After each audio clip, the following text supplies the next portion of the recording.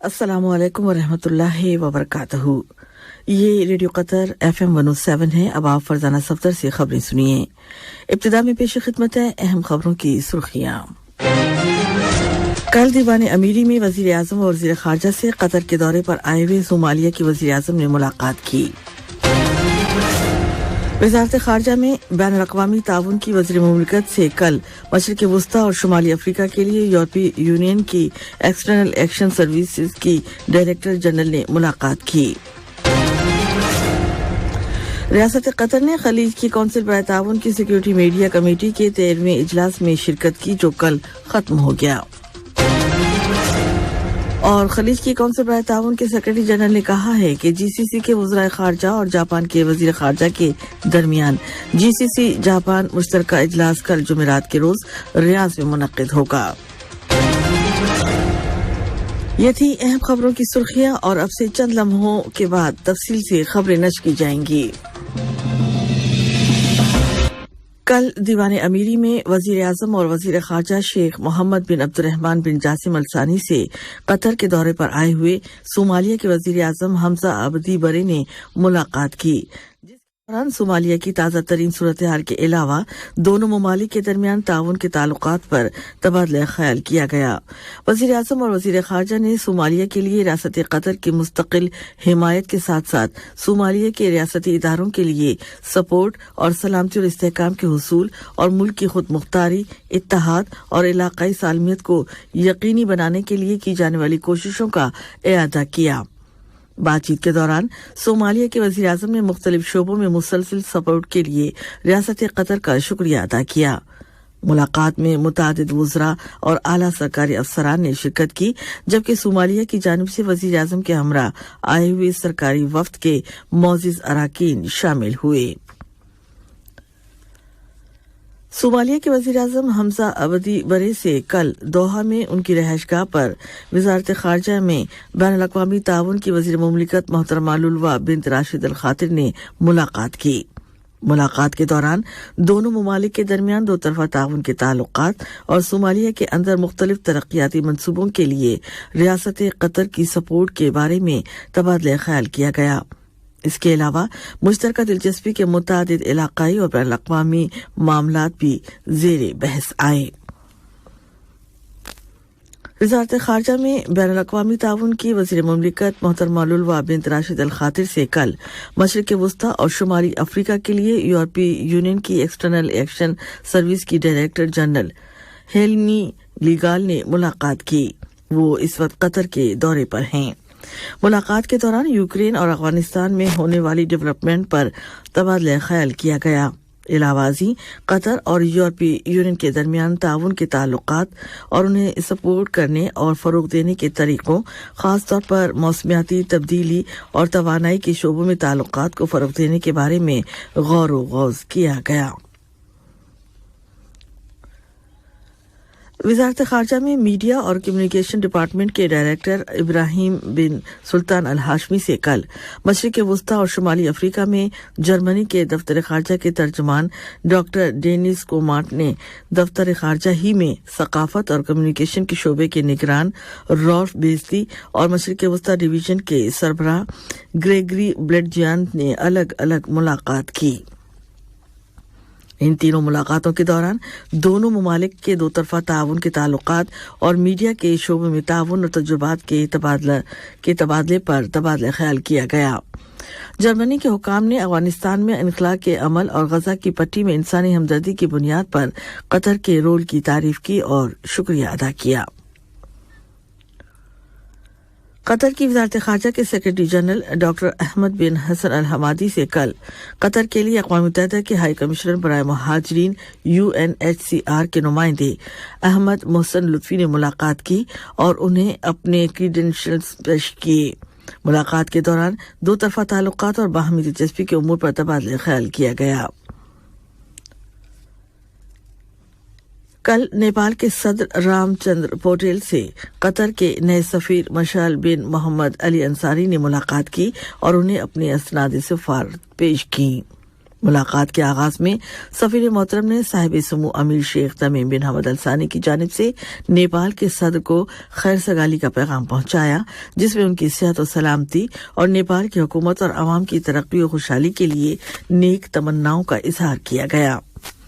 جواب میں نیپال کے صدر نے بھی سفیر محترم کو یہ ذمہ داری سونپی کہ وہ ان کی جانب سے صاحب سمو امیر کو خیر سگالی کا پیغام پہنچا دیں، جس میں صاحب سمو امیر کی صحت و تندرستی اور قطر کی ریاست اور عوام کی ترقی و کامرانی کے لیے نیک خواہشات کا اظہار کیا گیا ہے۔ ریاست قطر نے خلیج کی کونسل برائے تعاون GCC کے مرکزی بینکوں کے گورنرز کی کمیٹی کے 81ویں اجلاس اور خلیج کی مالیاتی کونسل کے بورڈ آف ڈائریکٹرز کے 60ویں اجلاس میں شرکت کی ہے، جو کل منگل کے روز ثلاثہ عمان میں منعقد ہوئے۔ قطر سینٹرل بینک QCB کے گورنر شیخ بدر بن محمد بن سعود الثانی نے ان دونوں اجلاسوں میں ریاست قطر کی نمائندگی کی۔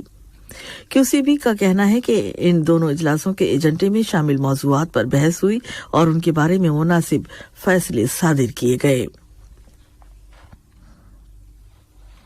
ریاست قطر کینیا کے دارالحکومت نیروبی میں افریقہ کلائمیٹ سمٹ ACS23 میں شرکت کر رہی ہے۔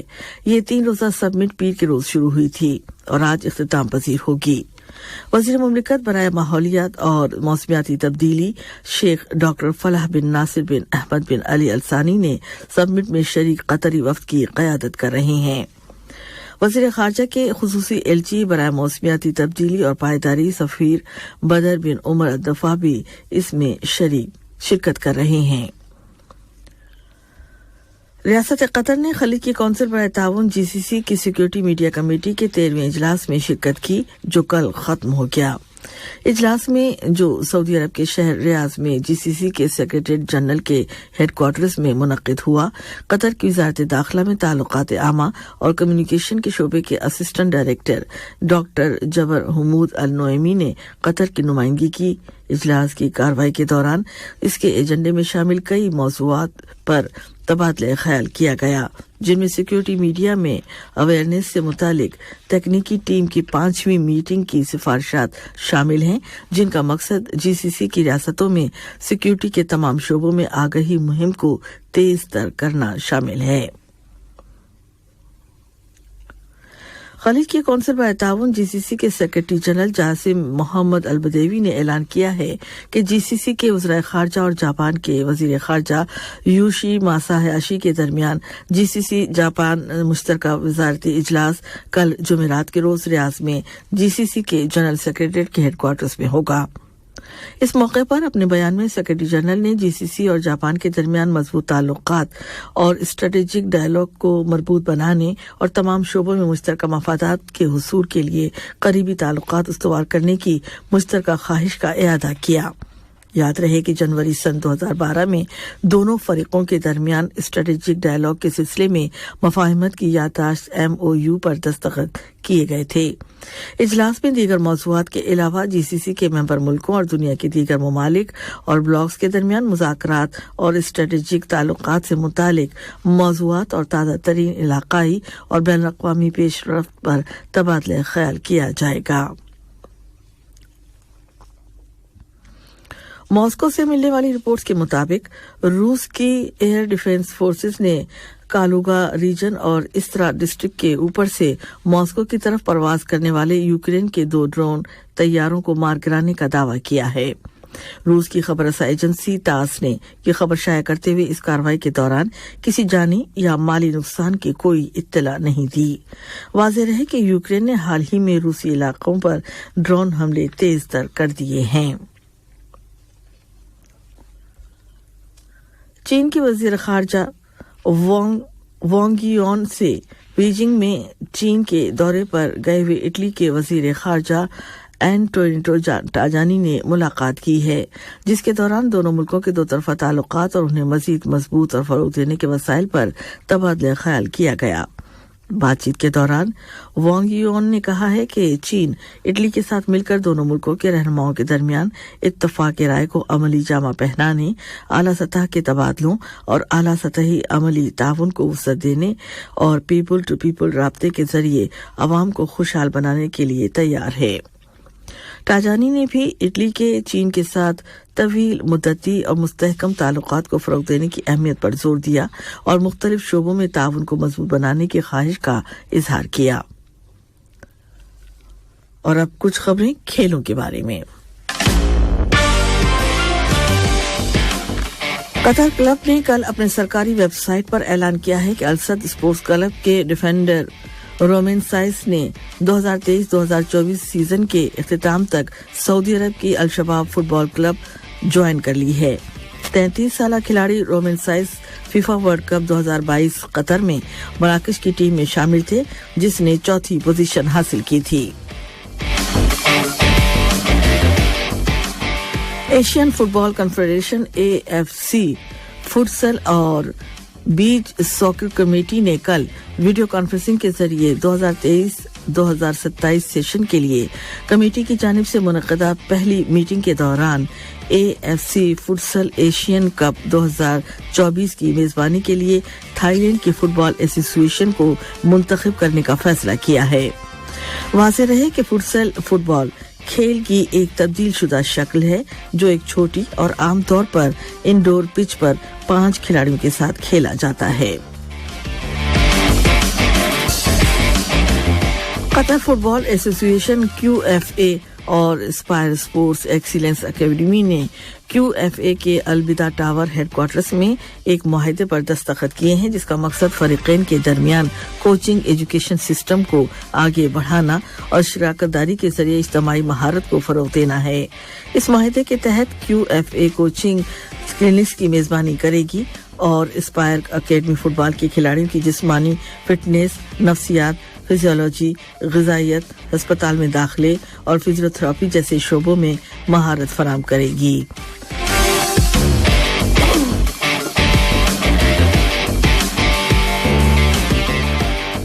आखिर में अहम खबरों की सुर्खियां एक बार फिर सुन लीजिए। कल दीवान अमीरी में वज़ीर आज़म और वज़ीर ख़ारजा से कतर के दौरे पर आए हुए सोमालिया के वज़ीर आज़म ने मुलाकात की। वज़ारत ख़ारजा में बैनुल-अक़वामी ताउन की वज़ीर मुमलिकत से कल मशरिक़ वस्ता और शुमाली अफ्रीका के लिए यूरोपीय यूनियन की एक्सटर्नल एक्शन सर्विस की डायरेक्टर जनरल ने मुलाकात की।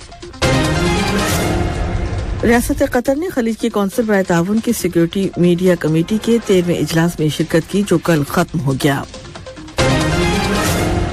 और खलीज की कौंसिल बराए ताउन के सेक्रेटरी जनरल ने कहा है कि GCC के वज़राए ख़ारजा और जापान के वज़ीर ख़ारजा के दरमियान GCC जापान मुश्तरका इजलास कल जुमेरात के रोज रियाद में मुनक़िद होगा। और इसके साथ ही रेडियो कतर FM 107 से खबरों का आज का पहला बुलेटिन खत्म हुआ। न्यूज़ रूम से न्यूज़ एडिटर महमूद अहमद, तकनीकी मुआविन मोहम्मद हसन।